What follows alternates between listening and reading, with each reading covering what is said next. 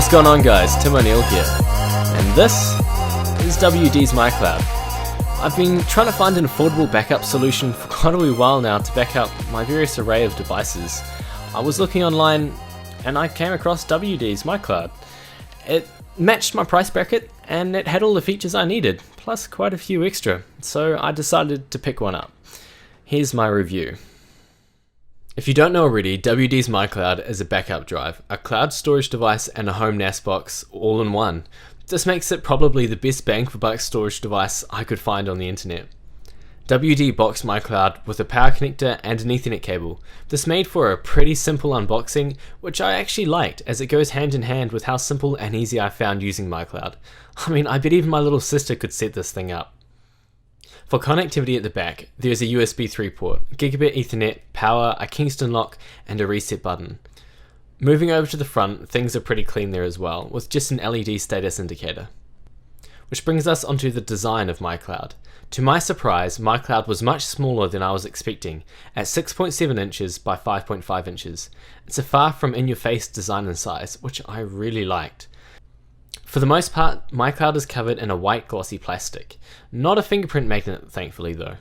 This leaves the rest with a light grey ventilation grille for the dual-core processor and the 4TB hard drives. You can pick MyCloud up in sizes ranging anywhere from 2 to 6 TB. Breaking it down into its intended uses, first as a backup drive, it's perfect. Previously, you would buy an external hard drive and just plug it into your machine whenever you needed to back it up.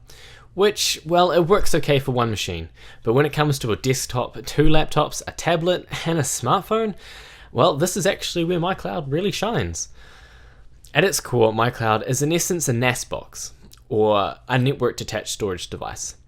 If that sounds complicated, don't worry at all. Instead of plugging my external hard drive into only one machine, I just plugged it into my router for all devices to use. And the spectrum of various devices and functionality supported by MyCloud is huge. From audio streaming to video playback on your TV, phone or computer, to collaborative work to photo sharing, I could really go on. Bottom line is though, there's a heap of functionality and features that this thing's got. I saw an average transfer speed over gigabit Ethernet of about 85 megabytes per second, which I actually found really impressive when I compared it to the average 60 megabytes I was getting from my 5400 RPM internal hard drive. However, it wasn't quite as fast as my 7200 RPM internal drive, where I was seeing speeds well in excess of 110 megabytes per second. Moving on to the next major feature is cloud access. WD's MyCloud blew me away with how easy it was to set up cloud access. It works just as though you're using Dropbox or Google Drive. Only I controlled the users, their access, and best of all my data is sitting safely at home, giving me faster file access when I'm on the same network, yet I'm still able to access that same data from anywhere in the world, which is freaking awesome. The bare bones setup is just as easy as plugging it into your router. Having said that though, one thing you'll need to note is that you can't use MyCloud like a normal external hard drive. You can't take it with you anywhere and just plug it directly into your laptop. Which brings me onto that USB port at the back. Why is it there then if you can't just use it like a normal hard drive? Well, if you're wanting to attach an external hard drive to your network, you can plug it directly into MyCloud. Plugging an external hard drive into the back of MyCloud will expand the storage options and give you network access to any data on the external drive, which it's really actually quite nice functionality. I'm genuinely blown away by the quality of this product so far. One thing I'm not a fan of about MyCloud though is unless you go in and set up accounts and security, there isn't any at all. Everything is left open to anyone on your network. I won't go into any in-depth setups in this video, but fortunately setup is super easy. Open any web browser and navigate to MyCloud. I'll link below what the address for connecting to MyCloud is by default, and that'll save you sifting through that massive manual, which I had to do.